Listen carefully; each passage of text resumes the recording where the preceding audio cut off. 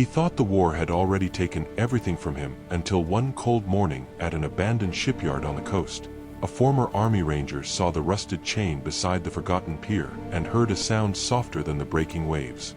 Tethered to a post was a brown and white terrier puppy, trembling, discarded, with tears streaming down her matted fur and barely clinging to life. Elias Thorne had walked away from firefights, IEDs, and the names of brothers carved into his memory like scars. But this time, walking away meant letting one more soul vanish into the silence he'd built around himself. As he knelt on the damp concrete and felt the puppy's heartbeat against his tattooed forearms, memories of the squad he couldn't save came flooding back. Faces frozen in that last mission, voices he'd never hear again, and the suffocating weight of being the only one who made it home. He'd sworn never to be responsible for another living thing. He'd promised himself that isolation was safer than connection, that a man who couldn't protect his own team had no right to protect anything else. But as those desperate, tear-filled eyes met his, Elias realized something he'd forgotten in 5 years of numbness.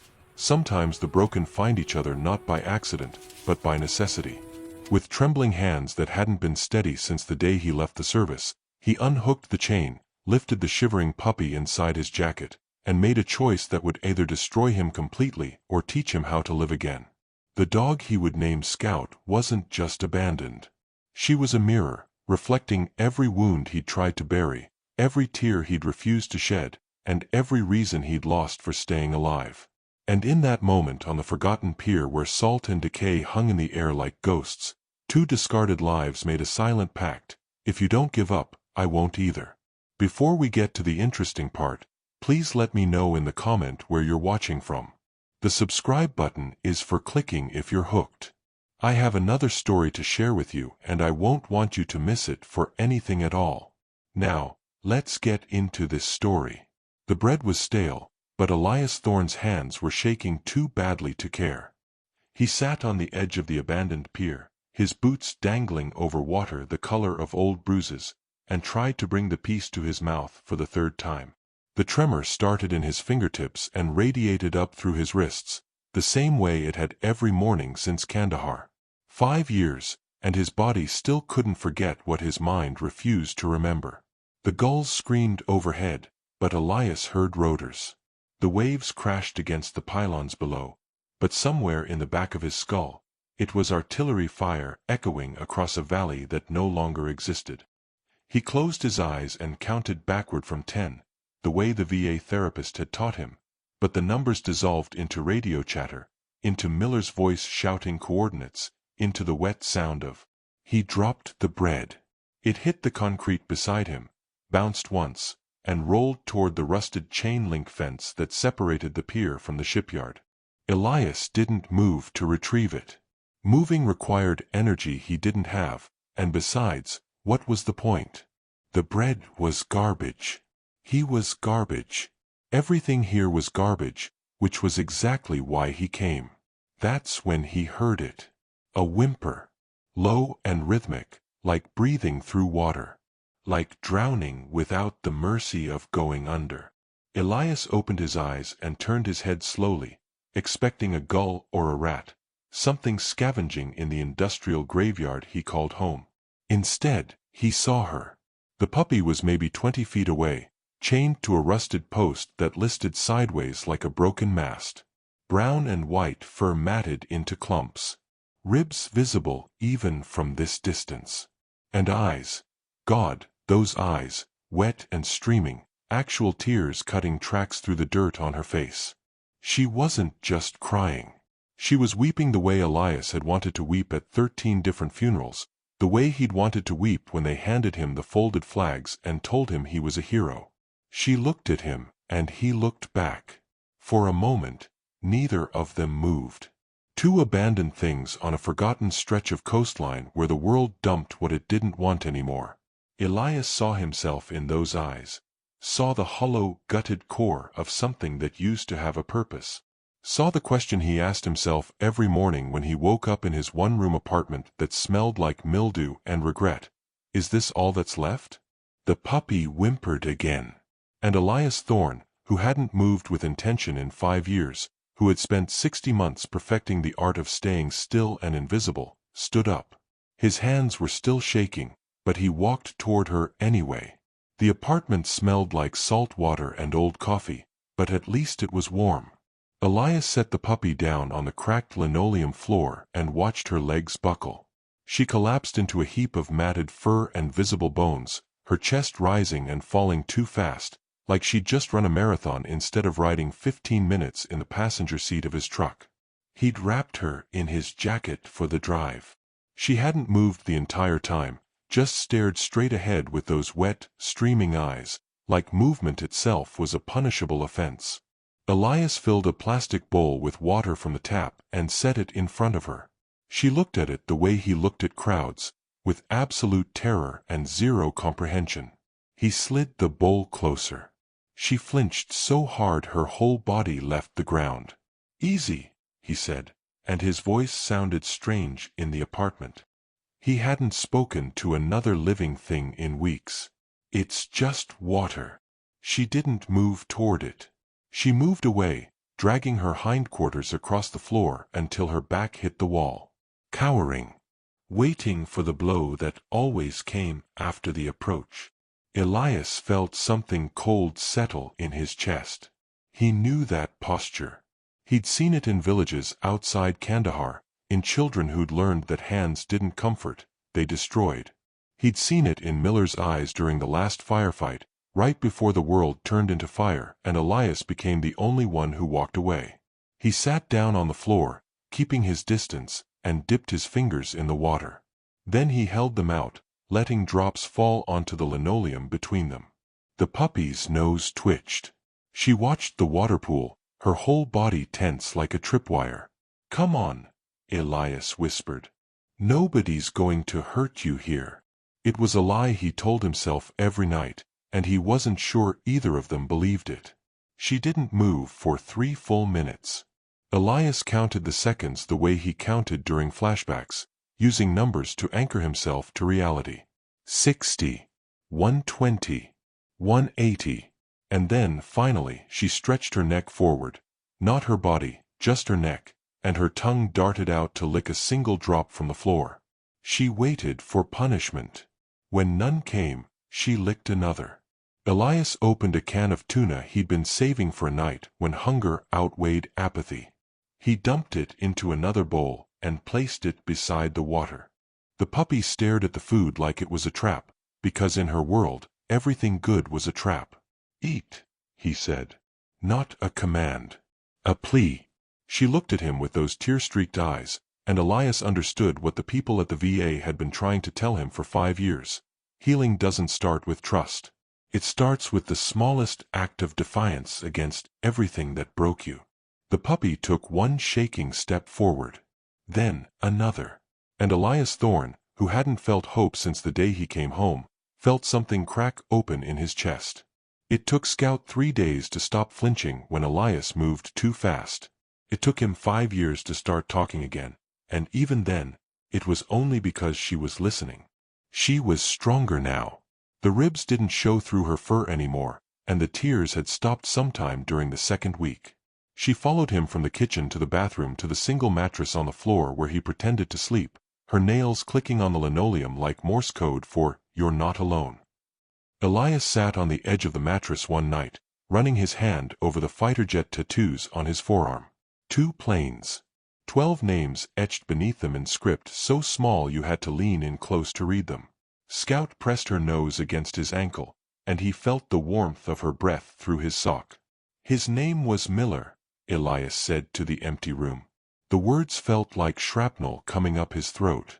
"Staff Sergeant Marcus Miller. He had a daughter. Never met her. She was born 2 weeks after we deployed." Scout tilted her head, watching him with those dark eyes that didn't judge, didn't look away, didn't tell him to move on or let it go or remember the good times. Chin made jokes about everything. Even when the mortars were coming in, he'd say something stupid to make us laugh. "I can't remember the last thing he said." "Isn't that?" His voice cracked. "Isn't that the worst part? I can't remember." The names came easier after that. Rodriguez, who could disarm an IED faster than anyone Elias had ever seen. Patterson, who carried pictures of his dog, a golden retriever named Sunny, and showed them to every kid in every village like they were his own children. Kowalski, who sang off-key in the truck and drove everyone crazy. Hayes, who never complained, not once, even when the heat hit 120 and the mission stretched into double shifts. "I was supposed to bring them home," Elias whispered. Scout climbed onto the mattress beside him, something she'd never done before, and rested her head on his thigh. "That was my job. Keep them alive. Get them home. And He couldn't finish. The words dissolved into something raw and broken, and for the first time since the memorial service where he'd stood like a statue and accepted condolences from mothers who couldn't look him in the eye, Elias Thorne started to cry. Not the silent, controlled grief he'd taught himself in the hospital. Real crying. The kind that came from a place deeper than bone, from the marrow of a soul that had been hollowed out and left for scrap. Scout didn't move. She stayed pressed against him, her warmth the only thing tethering him to the present, to this room, to the possibility that he could say their names and not disappear completely. When he finally stopped, his hand was buried in her fur, and she was looking up at him like she understood. Like she'd carried ghosts too. "Thank you," he said. The grocery store parking lot was nearly empty when Elias came out with a bag of dog food and fresh water bowls. Scout sat in the truck bed, her tail wagging, something she'd only started doing 3 days ago, and every time Elias saw it, something in his chest loosened. He was loading the supplies when the shadow fell across the tailgate. "That's Mac's dog." Elias turned. The man was mid-30s, heavily built, with a neck tattoo that crawled up toward his jaw like a stain. His eyes were flat and cold, the kind of eyes Elias had seen on men who hurt things for entertainment. "You're mistaken," Elias said evenly. "Nah." The man leaned closer, and Scout went rigid. The tail stopped wagging. Her ears flattened against her skull, and a sound came out of her throat that Elias had never heard before. Pure, animal terror. "That's the bitch from the pit. See that notch on her ear? That's Mac's mark. Means she's property." Elias looked. There was a small V-shaped cut on Scout's left ear, barely visible through the fur. He'd thought it was an old injury. Now he understood it was a brand. "The dog's mine now," Elias said. The man smiled, and it was the smile of someone who'd never been told no. "Mac don't give up his investments. That one's a fighter. Rare breed. Worth money." He pulled out his phone. "I'm gonna give him a call, let him know we found his property. He'll want her back." Elias felt something shift inside him, something that had been dormant for 5 years. The part of him that had cleared rooms and made split-second decisions about who lived and who didn't. The part he'd buried because it only knew one language: violence. "Make the call," Elias said quietly. "But understand something. She's not going back." The man's smile widened. "We'll see about that, hero." He walked away, phone already at his ear. Scout pressed against Elias's leg, trembling. And Elias Thorne began making tactical calculations for the first time since the war. Elias drove for 2 hours into the mountains, Scout tucked into the passenger seat beside him. He didn't pack much: some clothes, the dog food, his grandfather's hunting rifle from the closet he hadn't opened in 3 years.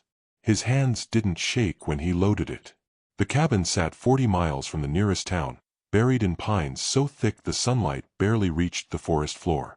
Elias had inherited it from his father and hadn't set foot inside since before deployment. Too many memories of who he used to be. But memories were safer than what was coming. He cleared the entrance, checked the perimeter out of habit, then brought Scout inside. The cabin was one room, cold and smelling like cedar and abandonment. A wood stove. A cot. A table and 2 chairs. Nothing else. Scout explored while Elias secured the windows and reinforced the door.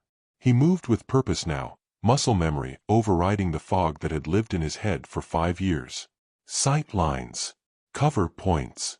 Escape routes. The language of survival he'd sworn he'd never speak again. They would come. Men like the one in the parking lot always did.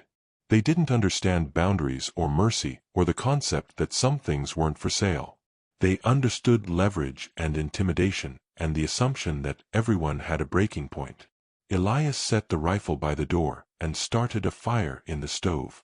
Scout curled up on the cot, watching him with those dark eyes that had seen too much, same as his. "We're not running," he told her, his voice steady in the silence. "This is defensive positioning.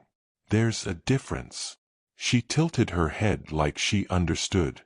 Outside, the wind moved through the pines, and Elias listened for the sound of engines on the access road, for footsteps that didn't belong, for the signs of violence coming to find him one more time.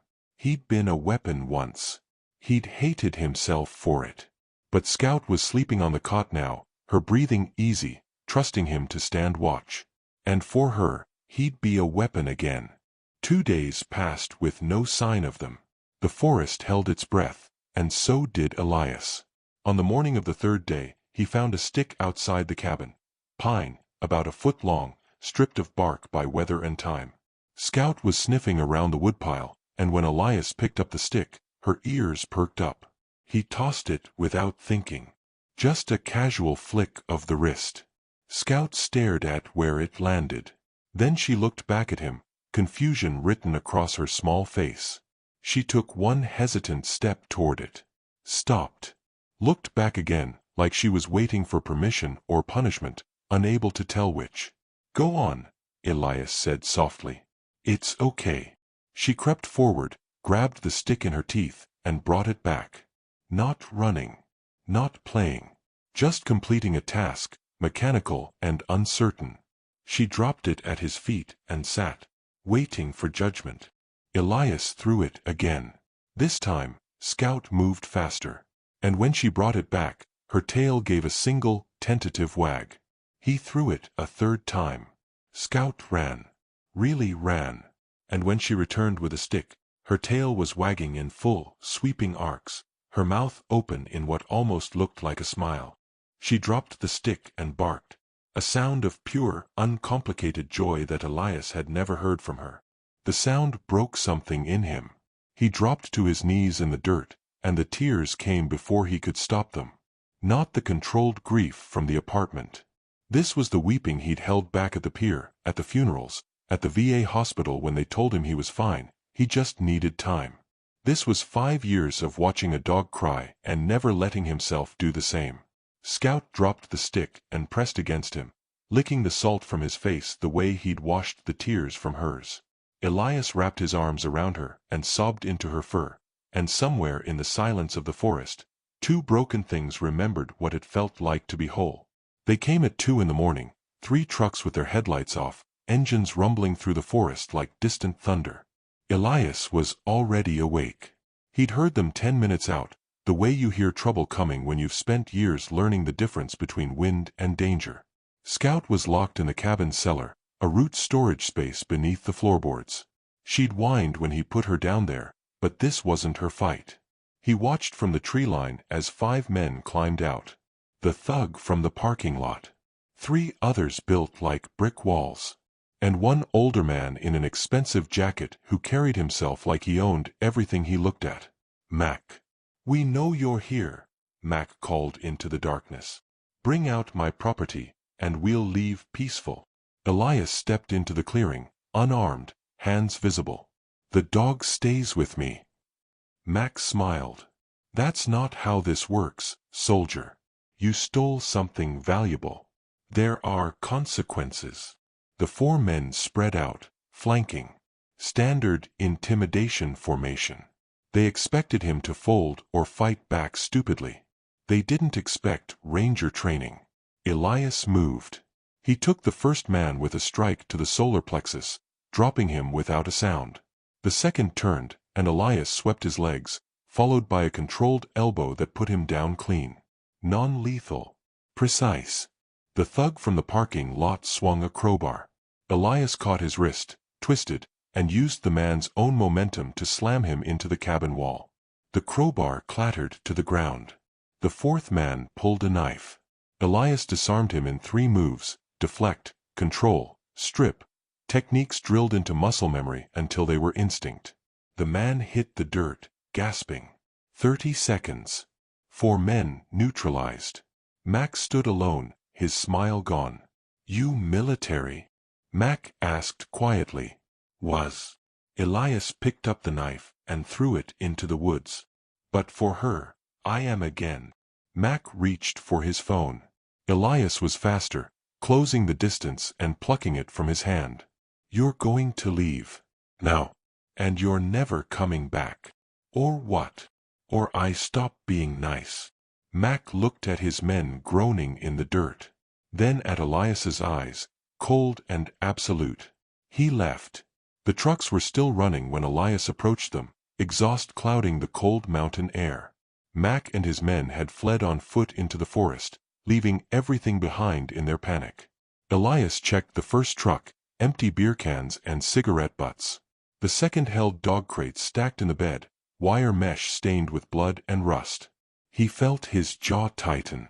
The third truck, Max, had a leather messenger bag on the passenger seat. Elias pulled it out and opened it under the cab light.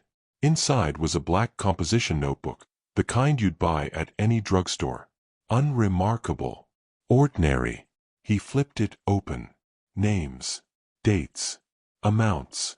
Every page filled with meticulous handwriting documenting 3 years of fights.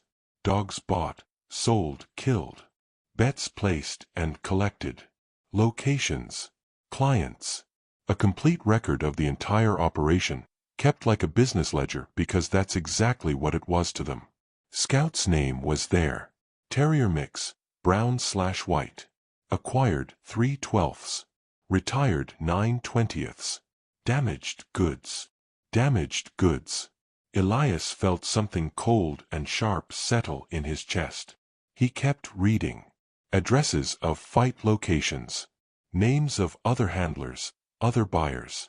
Enough evidence to dismantle the entire network.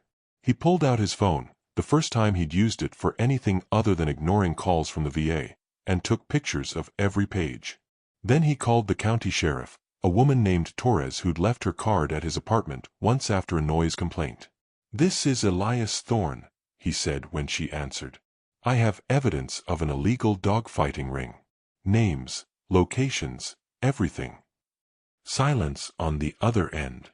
Then, "How did you get this?" "They came to take back a dog they'd abused. I convinced them to leave. They left this behind." "You convince them hard?" "Hard enough that they won't be back. But not hard enough that you'll find bodies." Torres was quiet for a long moment. "Bring me everything. Tomorrow. 9 a.m. I'll be there." He hung up and looked at the notebook one more time. Damaged goods. "Not anymore," Elias said to the empty forest. The pier looked different in the morning light. Same cracked concrete, same rusted fence, same waves breaking against the pylons below. But the air didn't smell like decay anymore. It smelled like salt and possibility.